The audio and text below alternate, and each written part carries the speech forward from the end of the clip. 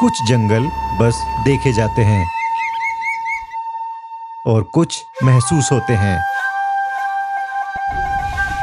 सतपुड़ा उन्हीं में से एक है। यहाँ सफर सड़क से नहीं, नदी से शुरू होता है, जहाँ धुंध में छुपा हर साया एक कहानी बन सकता है। एक तरफ शांति, दूसरी तरफ घास में चलता हुआ शिकारी, और आप बस उस पल के गवाह। यहाँ हर आवाज एक संकेत है, हर हलचल एक रहस्य। सतपुड़ा में जंगल आपको दिखता नहीं, धीरे धीरे खुद को प्रकट करता है। तो आइए एक ऐसे सफर पे जहां हर सेकंड अनप्रेडिक्टेबल है। सतपुड़ा, जहां जंगल जिंदा है। की सहायता करने से पहले आप अपना मास्क सही तरीके से पहने। ऑक्सीजन मास्क शौचालय में भी उपलब्ध है और उनका उपयोग भी इसी तरह से करें। Your license is located under your seat. हमने अपनी इस जंगल यात्रा की शुरुआत बेंगलोर से भोपाल की फ्लाइट के साथ की। वैसे तो सतपुड़ा पहुंचने के लिए कई रास्ते हैं, ट्रेन, सड़क या फ्लाइट, लेकिन समय की कमी की वजह से हमने सबसे तेज रास्ता चुना, हवाई सफर।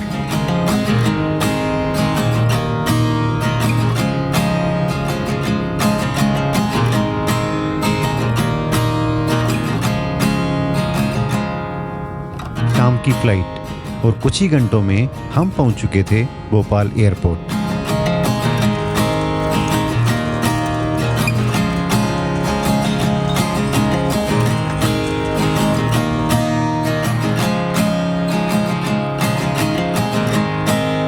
भोपाल से सतपुड़ा टाइगर रिजर्व की दूरी लगभग 180 से 200 किलोमीटर है, जिसे तय करने में करीब 4 से 5 घंटे लगते हैं।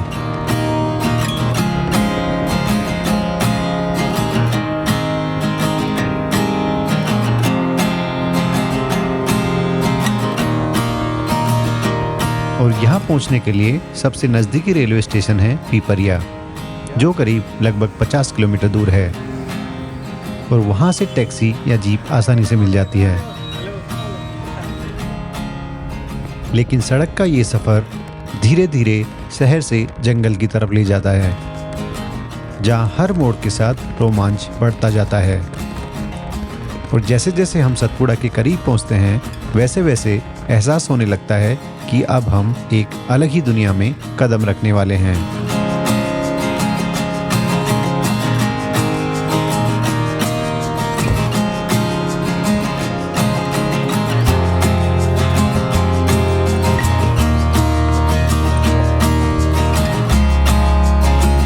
लगभग 4 से 5 घंटे के सफर के बाद हम आखिरकार अपनी मंजिल पर पहुंच गए, सतपुड़ा के जंगल के बिल्कुल पास।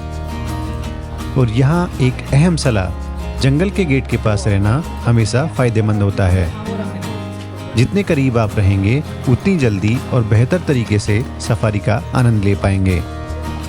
हमने भी यही किया, एक सुंदर एम्पिटी रिजॉर्ट चुना, और जो कि टिकट काउंटर के बिल्कुल पास था।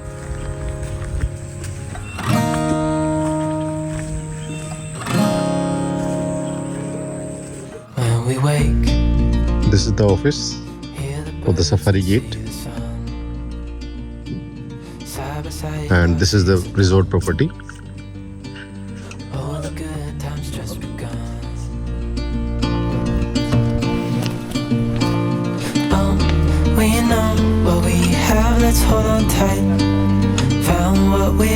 अब वक्त था असली रोमांच का, हमारी पहली सफारी का।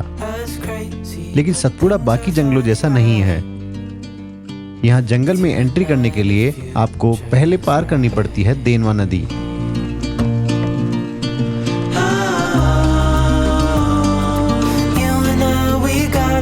एक तरफ जिप्सी, दूसरी तरफ बहती शांत नदी, और बीच में नाव का सफर। यही पल आपको बता देता है कि ये सफारी कुछ अलग होने वाली है। देनवा नदी सिर्फ एक रास्ता नहीं है, ये इस जंगल की जीवन रेखा है। इसी के किनारे सदियों से ये वन फलता फूलता आया है।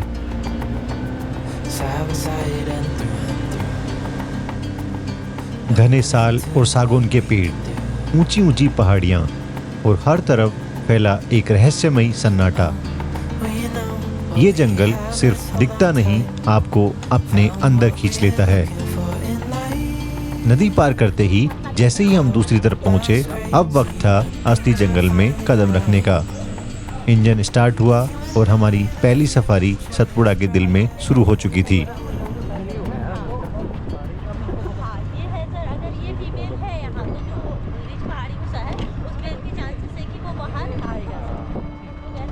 सतपुड़ा के जंगल भारत के सबसे पुराने और अनटच्ड फॉरेस्ट में गिने जाते हैं, जहां आज भी प्रकृति अपने असली रूप में मौजूद है।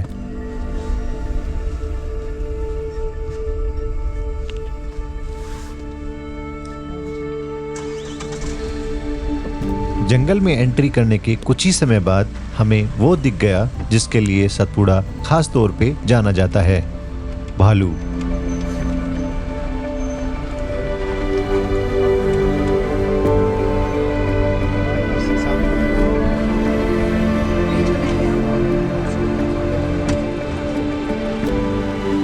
ये भालू अभी पूरी तरह से अपने काम में लगा हुआ है। जमीन को सूंघते हुए, धीरे धीरे खोदते हुए कुछ ढूंढ रहा है।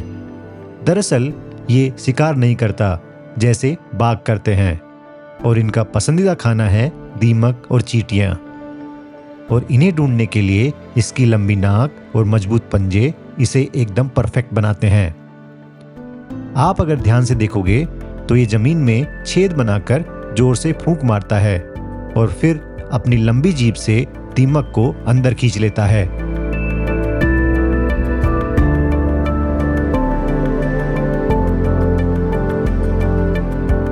इंडिया में पाए जाने वाले भालुओं में स्लॉथ बेयर सबसे अलग हैं।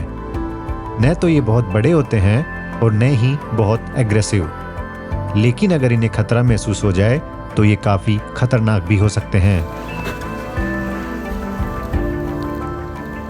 सतपुड़ा के जंगल इन भालुओं के लिए एक परफेक्ट हैबिटेट है। घना जंगल, प्लेंटी ऑफ फूड और कम डिस्टरबेंस, इसीलिए यहाँ इनकी साइटिंग्स काफी अच्छी है।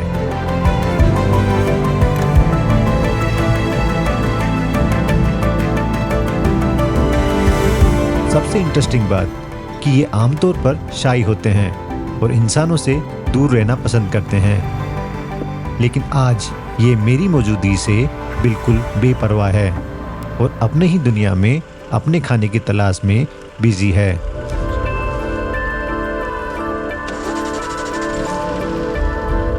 वो धीरे धीरे चलते हुए सीधे रास्ते पर आ गया और कुछ पल के लिए ऐसा लगा जैसे ये रास्ता अब उसी का हो।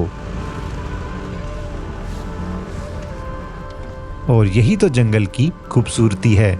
यहाँ हर जीव अपनी ही कहानी में खोया हुआ है और हम बस एक साइलेंट स्पेक्टेटर हैं।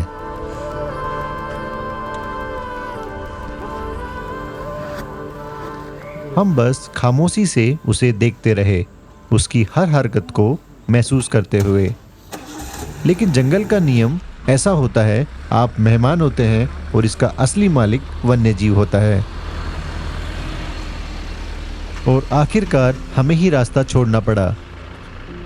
इस यादगार एनकाउंटर के साथ हम आगे बढ़ गए सतपुड़ा के जंगल में नई कहानियों की तलाश में।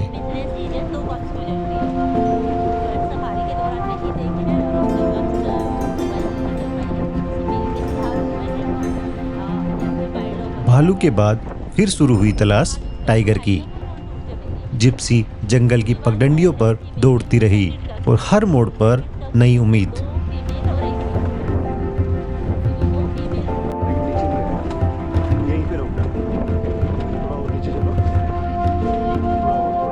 और तभी सूरज की किरणें पेड़ों के बीच से निकलकर पूरा जंगल सोने जैसा चमका रही थी।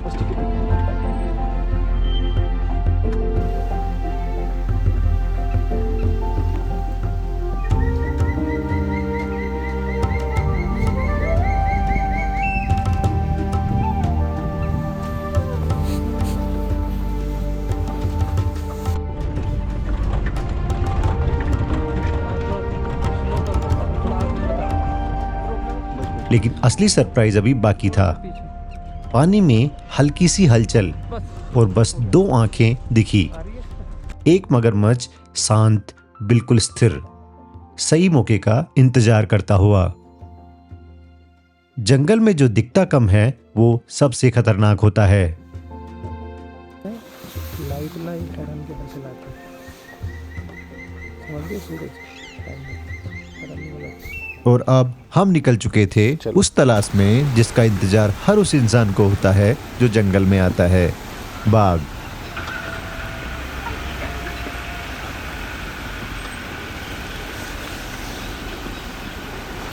लेकिन बाघ को ढूंढना इतना आसान नहीं होता, और वो भी सतपुड़ा जैसे घने और रहस्यमयी जंगल में।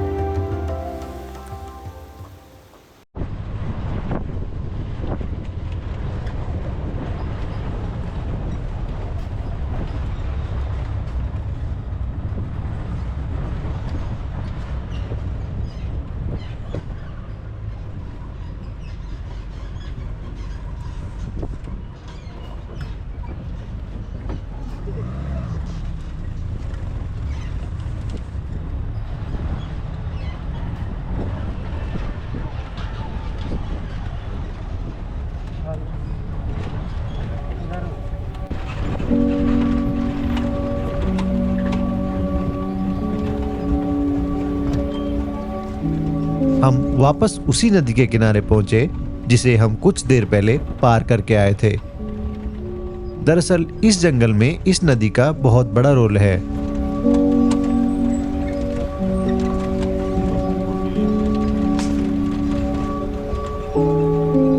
हमने भी यहाँ काफी देर इंतजार किया, हर हलचल पर नजर रखते हुए, लेकिन बाघ को शायद हमारे आने की खबर ही नहीं थी। दरअसल इस जंगल में इस नदी का बहुत बड़ा रोल है। ये सिर्फ पानी का स्रोत नहीं है, बल्कि जंगल की जीवन रेखा है। कई बार इसी नदी के किनारे पर बाघ पानी पीने या आराम करने आता है। लेकिन जंगल कभी खाली नहीं होता। नदी के किनारे हमें कुछ बेहद खूबसूरत मेहमान देखने को मिले। बार हेडेड गीज, ये वे पक्षी हैं जो हर साल हजारों किलोमीटर की यात्रा करके सीधे हिमालय के ऊपर उड़ते हुए भारत आते हैं।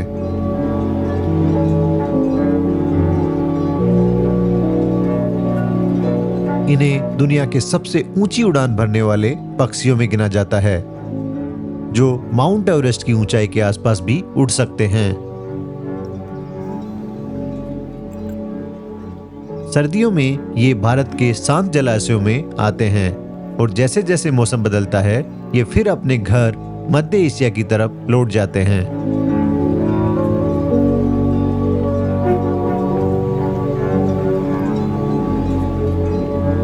देनवा नदी के किनारे बैठकर इनका ये शांत रूप देखना अपने आप में एक अलग ही अनुभव था।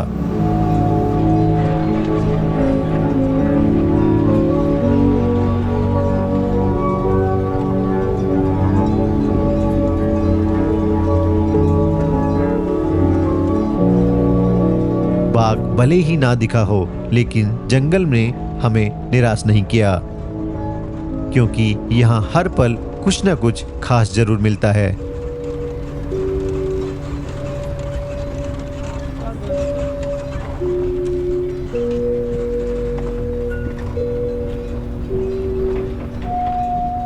जैसे जैसे हम आगे बढ़े, नदी के किनारे हमें एक खूबसूरत नजारा देखने को मिला। लेसर व्हिस्लिंग डक्स का एक बड़ा झुंड जो शांति से पानी के किनारे बैठा था।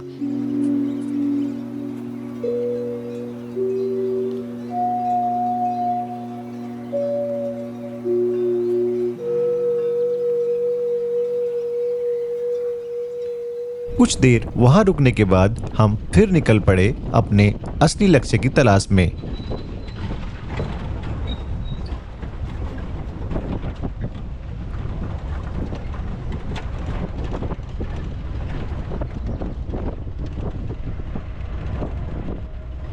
और फिर कुछ समय बाद वो पल आया जिसके लिए हम साउथ इंडिया से यहाँ तक आए हैं।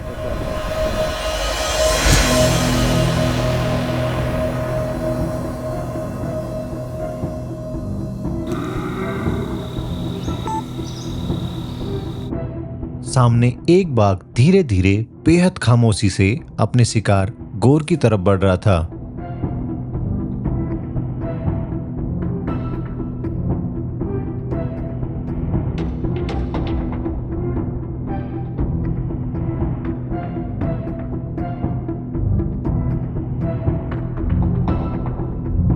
दूर खड़े गोर सतर्क, उनकी नजरें एक ही दिशा में और उसकी दिशा में घास के बीच से धीरे धीरे आगे बढ़ता हुआ शिकारी।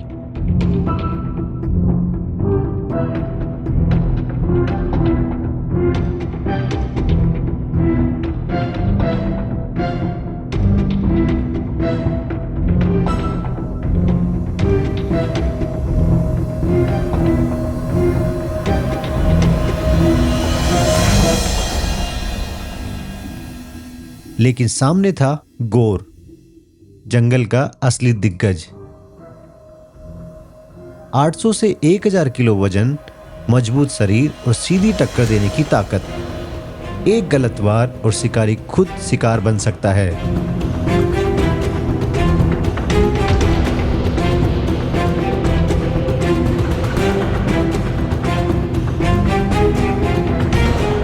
शायद यही वजह थी कि बाघ रुका, आंका और फिर फैसला बदला।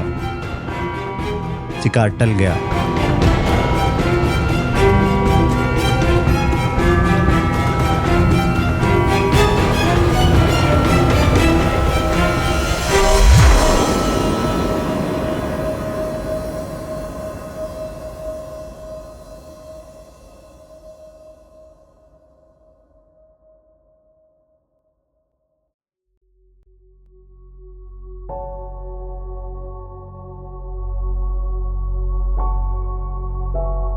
जंगल फिर से सामान्य हो गया, जैसे कुछ हुआ ही ना हो।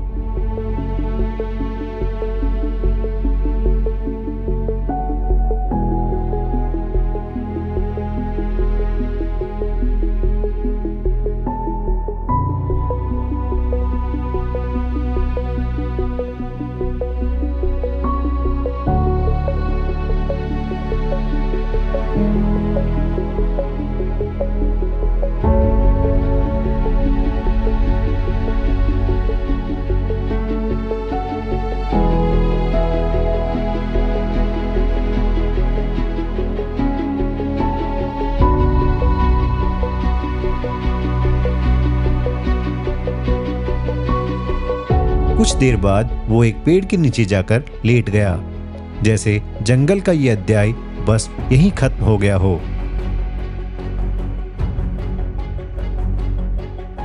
लेकिन कहानी अभी बाकी थी।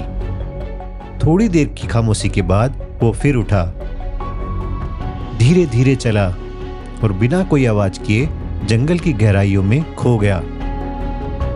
एक ऐसा पल जो सिर्फ देखा नहीं जाता, महसूस किया जाता है।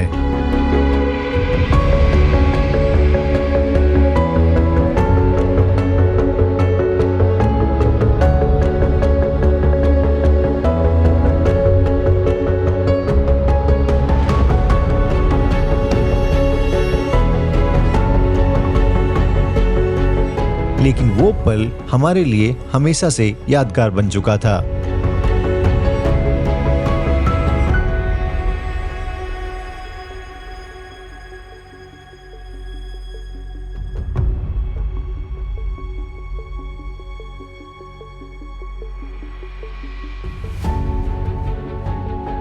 हम इस अनुभव को अपने साथ लेकर आगे बढ़ गए, सतपुड़ा के जंगल में नई तलाश के साथ।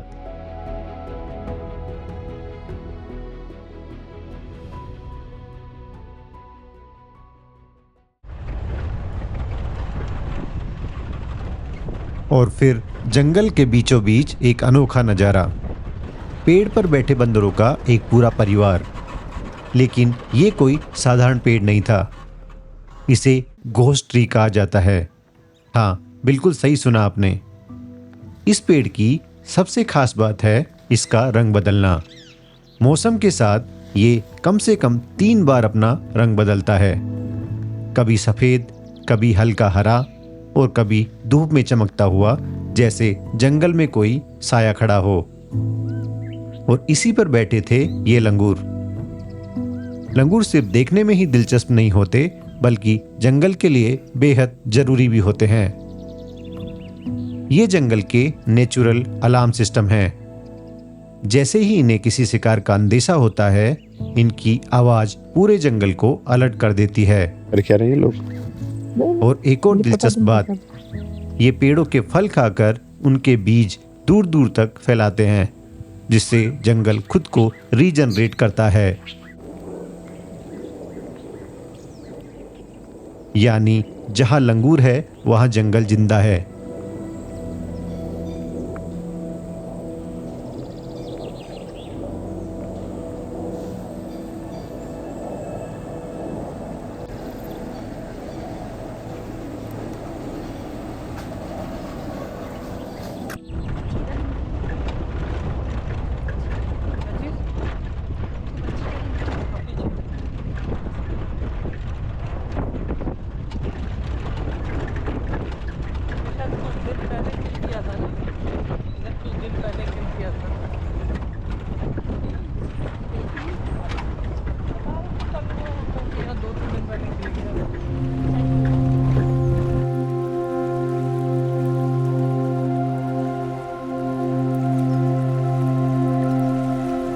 जंगल में हम बाघ को देख ही चुके थे, लेकिन जंगल सिर्फ बाघ से नहीं बनता। यहाँ हर छोटा बड़ा जीव इस कहानी का हिस्सा है।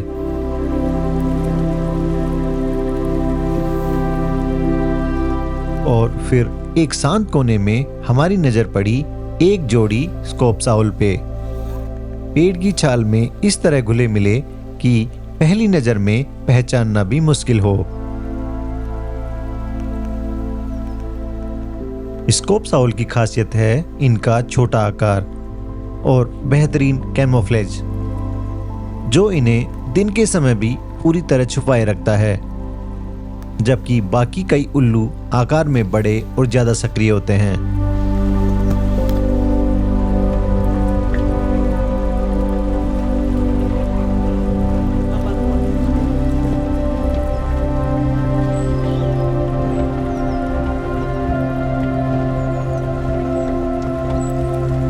लेकिन हमारा ये सफर अभी खत्म नहीं हुआ है।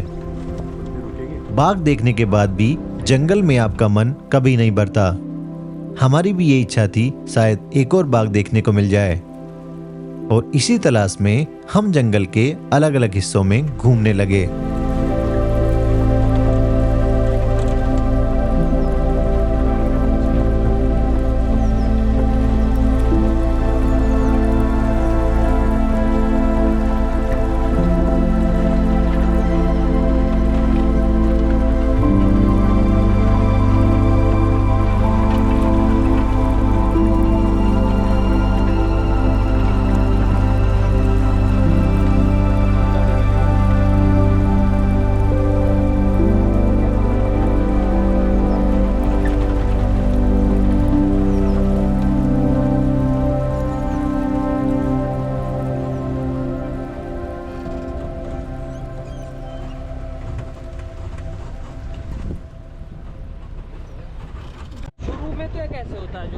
कुछ आगे बढ़ते ही एक और सरप्राइज हमारा इंतजार कर रहा था।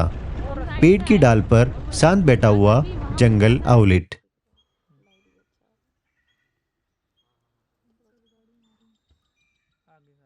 छोटा सा लेकिन बेहद सतर्क। और सबसे अलग बात, जहां ज्यादातर उल्लू रात में एक्टिव होते हैं, वहीं ये दिन में भी आसानी से दिखाई दे जाता है। इनकी बड़ी पीली आंखें हर हरकत को ध्यान से देखती हुई।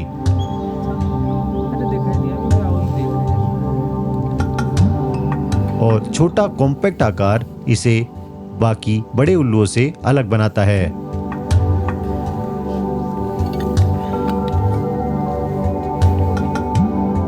और जैसे ही हम इसे देख रहे थे, ठीक पीछे पेड़ों के बीच एक तेज हलचल, चलती रहती हूँ तो आ दो जाएंगी परछाइयां एक पेड़ से दूसरे पेड़ पर छलांग लगाती हुई। ये थे इंडियन जॉइंट स्क्वेरल। थोड़ा सा पीछे करेंगे रंग ना? बिरंगे बड़े आकार के और इतनी फुर्ती कि कैमरा भी पीछे रह जाए। एक सेकंड यहाँ, अगले ही पल दूसरे पेड़ पर। जंगल में इन्हें देख पाना काफी मुश्किल होता है, और उसी तरह जंगल आउलेट भी।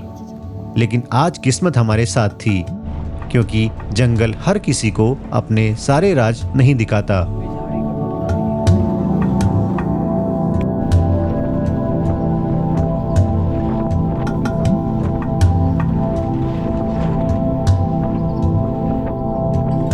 मध्य भारत के जंगलों में हर एक जंगल की अलग पहचान है।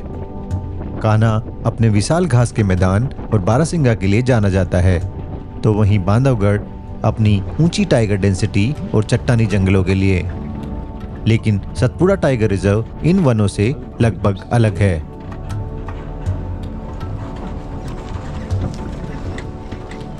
यहाँ का लैंडस्केप ज्यादा विविध है। पहाड़ियाँ, गहरी घाटियाँ, घने जंगल, और इनके बीच बहती देनवा नदी।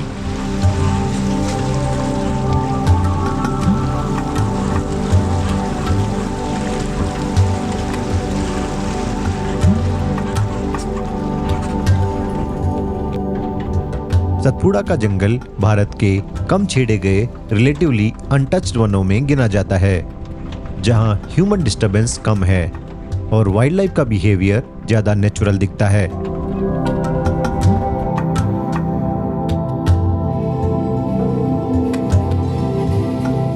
और तभी पेड़ों के बीच एक काली सी परछाई लंबी रिबन जैसी पूंछ के साथ। ये था रैकेट टेल्ड ड्रोंगो।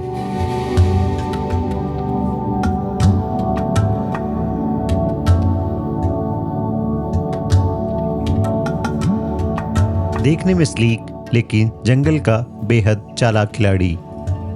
इसकी खास बात है मिमिक्री। ये दूसरे पक्षियों की आवाज की नकल कर सकता है, यहाँ तक कि कई बार जानवरों की आवाज भी।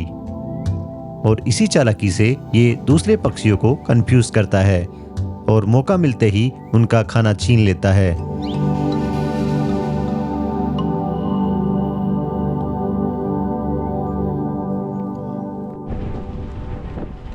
वन्य जीवों की बात करें तो यहाँ बाघ, तेंदुआ, गौर और स्लॉथ बेयर की अच्छी पॉपुलेशन पाई जाती है।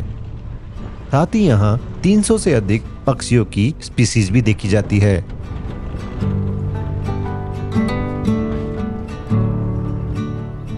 लेकिन सतपुड़ा की असली पहचान है इसकी शांति और रॉ विल्डरनेस।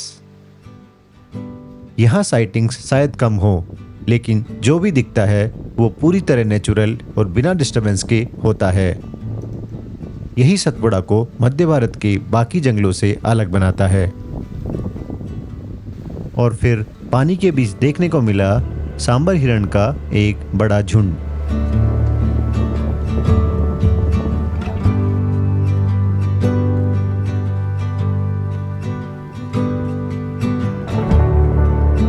सांबर भारत का एक सबसे बड़ा हिरण है और जंगल के लिए बेहद महत्वपूर्ण, क्योंकि इन्हीं की अलार्म कॉल अक्सर शिकारी की मौजूदगी का पहला संकेत देती है। पानी में रहना इसके लिए सिर्फ रास्ता नहीं बल्कि सुरक्षा भी है।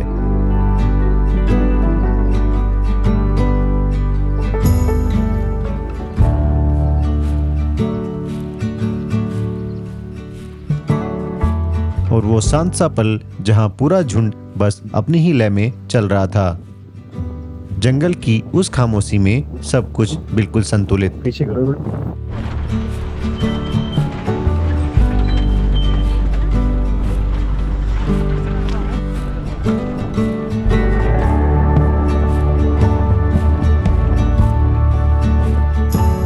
जैसे जैसे सुबह की ये सफारी अपने आखिरी पड़ाव पर पहुंच रही थी, जंगल ने हमें एक और खूबसूरत तोहफा दिया।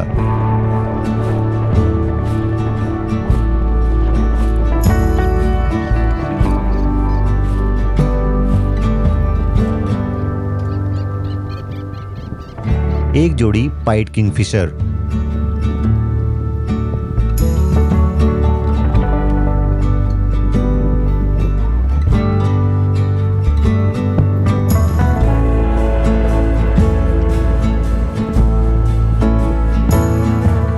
धीरे धीरे हम जंगल से बाहर की ओर बढ़ने लगे, लेकिन साथ ले जा रहे थे यादें, आवाजें और वो एहसास जो बार बार यहाँ वापस आने को मजबूर करता है।